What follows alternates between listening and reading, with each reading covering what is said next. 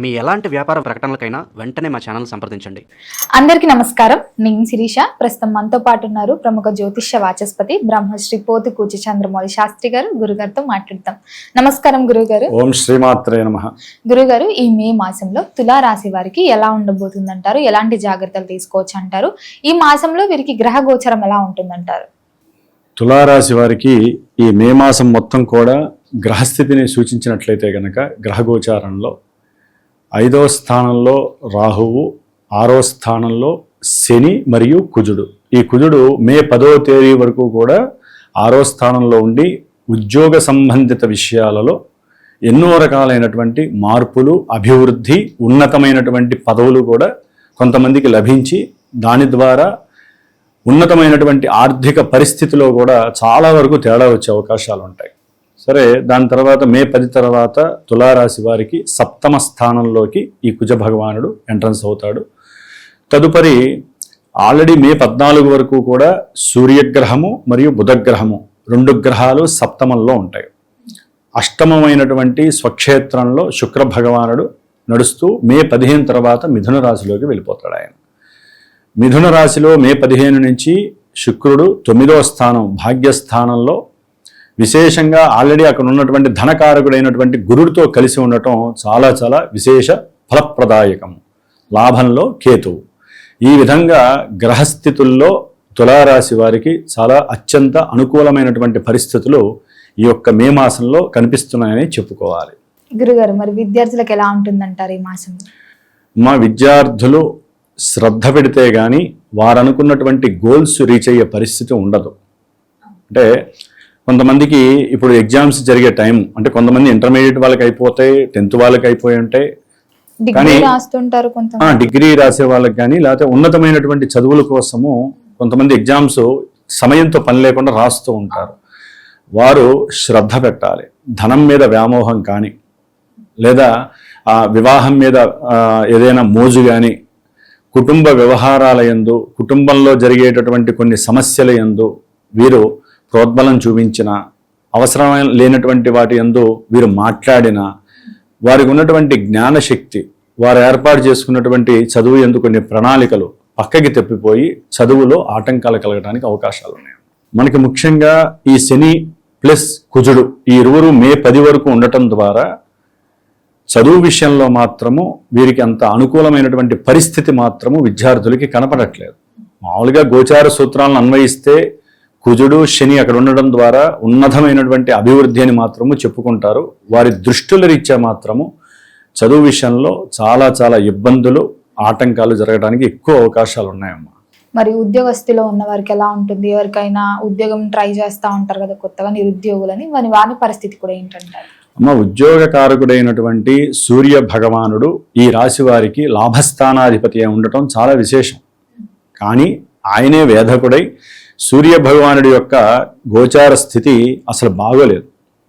అంటే మే 14 వరకు కూడా ఆయన 7వ రాశిలో ఉండటము, తర్వాత మే 14 నుంచి కూడా మే మాసాంతము ఆయన 8వ రాశిలో సంచారం, అంటే శత్రుక్షేత్రంలో. అంటే ఉద్యోగరీత్యా ఎన్నో మార్పులు. ఒక్కోసారి ఉద్యోగం అవసరమా? అసలు ఉద్యోగంలో ఎదగడం కష్టం కదా. కాబట్టి ప్రత్యేకించి వ్యాపారపరమైనటువంటి ఆలోచన ధోరణి వీళ్ళకి కలగడానికి అవకాశం ఉంటుంది. ఈ విషయంలో ముఖ్యంగా 9, 12 స్థానాధిపతి అంటే విదేశాలలో ఉన్నటువంటి విద్యార్థులు కానీ, ఉద్యోగాలు లేక ఇబ్బంది పడేటటువంటి వాళ్ళు కానీ చక్కటి మేధస్సు, బుద్ధి, జ్ఞానము, తెలివితేటలు అన్నీ ఉంటాయి. వాళ్ళకి కలిగే ఆలోచనలు మే 15 వరకు ఇట్లాగే ఉంటాయి తులారాశి వారికి. ఎందుకంటే 7వం అనేటటువంటిది వ్యాపార క్షేత్రము, వ్యాపార స్థానం.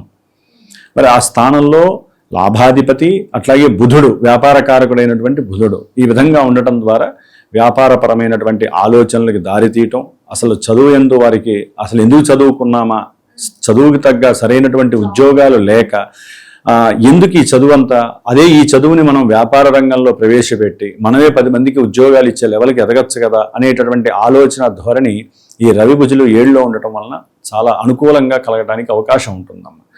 అదే సిచ్యువేషన్లోంచి వీరు మే 15 తర్వాత రవి బలం ఇంకొంచెం తగ్గుతుంది. తగ్గేసరికి వీరు అనుకున్నటువంటి అభీష్టాలు, రవి బుద్ధులు ఇద్దరూ 8లోకి వచ్చినప్పుడు వారి యొక్క బుద్ధి అనేటటువంటిది కొంత స్ప్రెడ్ అవ్వడం తగ్గిపోతుంది. అంటే ధనం కావాలని ఉంటుంది, కానీ ఆకస్మికంగా తండ్రి గారి యొక్క ఆరోగ్యరీత్యా ఇబ్బందులు కలగటం, దానికోసము కాస్త అప్పు చేసేటటువంటి పరిస్థితి రావటము. అప్పు చేయాలంటే అంటే వాళ్ళకు ఉన్నటువంటి ఆ తెలివితేటలు బుద్ధి ఒక్కసారిగా టర్న్ అయిపోయి రకరకాలుగా అంటే కుటుంబ పరిస్థితుల వలన కావచ్చు, ఆర్థిక పరిస్థితుల వల్ల కావచ్చు, ఉద్యోగం అనేటటువంటిది ఇబ్బంది పడే అవకాశం ఉంటుంది. కొంతమంది ఉద్యోగాలు చేసే వాళ్ళకైతే కనుక ఇది న్యూట్రల్ పొజిషన్ అనుకోవచ్చు.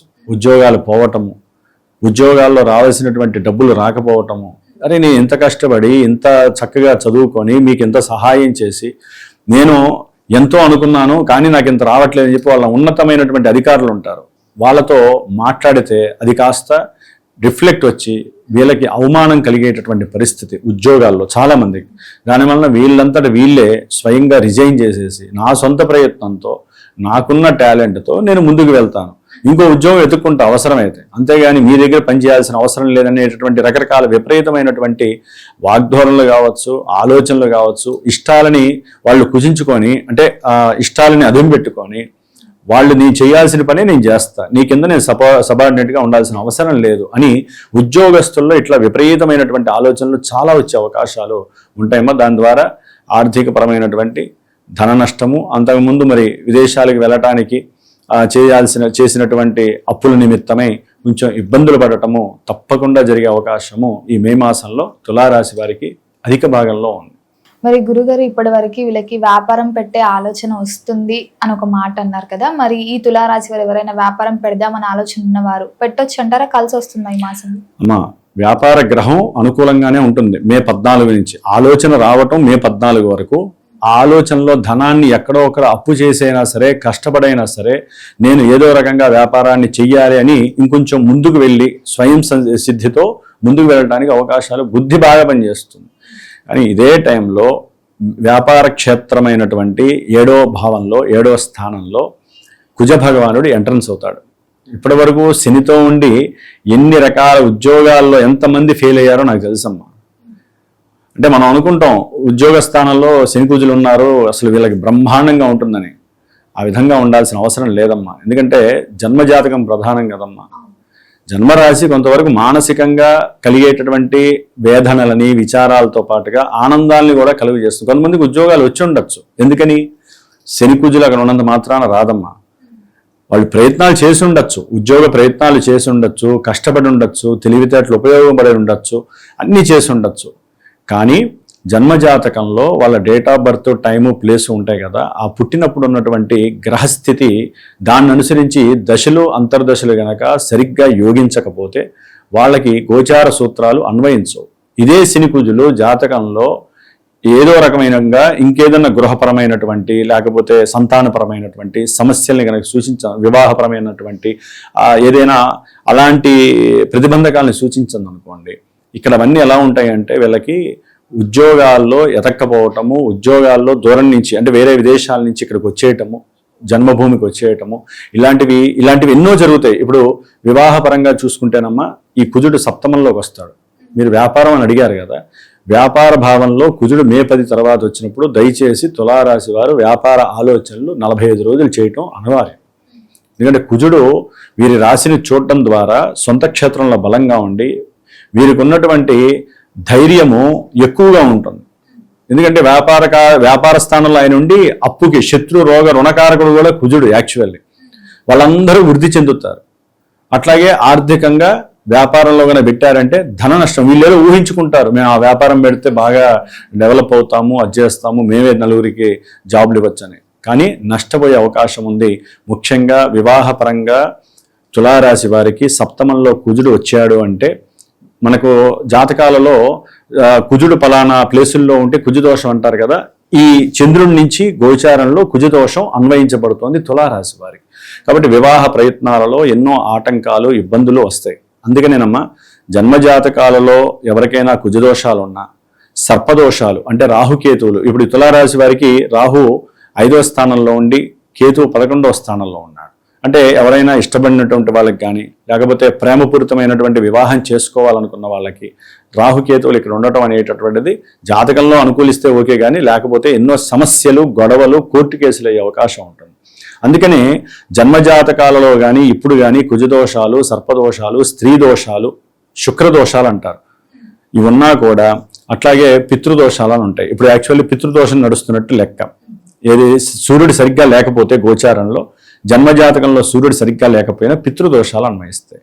అందుకనే వివాహాలు తొందరగా 27 కాదు 40 ఏళ్ళు వచ్చినా పెళ్లిళ్ళు కాని వాళ్ళు చాలా మంది ఉన్నారు. సంతానం కూడా కాదు కదా గురుగారు, పితృదోషం. ఇవన్నీ ఉంటే సంతానం కూడా ఇబ్బందులు వస్తాయి. ఆల్రెడీ తులారాశి వారికి కాస్త రాహు అక్కడ ఉండటం వల్ల సంతాన దోషాలు వస్తాయి. అందుకనేనమ్మా జూన్ 2వ తారీఖున మనకి గురుడు స్థితి మారుతున్నాడు కర్కాటక రాశిలోకి. అందుకని వివాహం కానటువంటి వారి కోసం ప్రత్యేకించి హైదరాబాద్లో నా సమక్షంలో నేను చేస్తూ, ఎవరైనా దగ్గరలో అందుబాటులో ఉంటే కనుక, దూరంలో ఉన్న వాళ్ళైనా సరే నా ఫోన్ నెంబర్కి ఫోన్ చేసి సంప్రదిస్తే వారి వివాహ యోగ్యత కోసం, దోషాల నివృత్తి కోసం సుబ్రహ్మణ్యేశ్వరుడి యొక్క కళ్యాణం, వల్లీ దేవసేన సమేత సుబ్రహ్మణ్య కళ్యాణాన్ని ఆచరిస్తూ ఎవరైతే వచ్చి కూర్చుంటారో వారి చేత ప్రత్యేకించి స్పెషల్గానే కన్యా పాశుపత హోమం అని ఏర్పాటు చేశాను. ఎందుకంటే విడిగా జాతకాల ద్వారా ఇవన్నీ చేయాలంటే అధికమైనటువంటి ఖర్చు.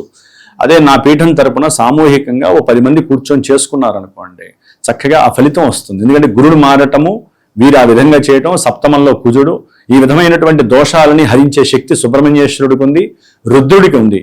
అందుకని ఎవరైనా సరే ఈ యొక్క కార్యక్రమంలో పాల్గొనాలంటే తప్పకుండా నా పీఠానికి ఫోన్ చేసి సంప్రదిస్తే వారికి నేను తర్వాత ఒక మంత్రాన్ని ఇస్తాను.